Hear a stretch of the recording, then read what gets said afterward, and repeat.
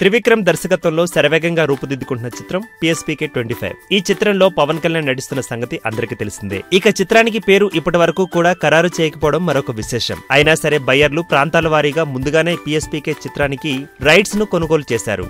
దీంతో PSPK 25 pre release business విషయంలోనూ మిగిలిన అన్ని సినిమాల కంటే ముందు వరుసలోనే నిలబడి ఉంది. ఇక PSPK 25 చిత్రంలో పవన్ కళ్యాణ్ నటన చాలా వైవిధ్యభరితంగా ఉండబోతోందని సమాచారం. దీంతో పాటు పవన్ ఒక కొత్త లుక్ లో ఇందులో కనిపిస్తారని తెలుస్తోంది.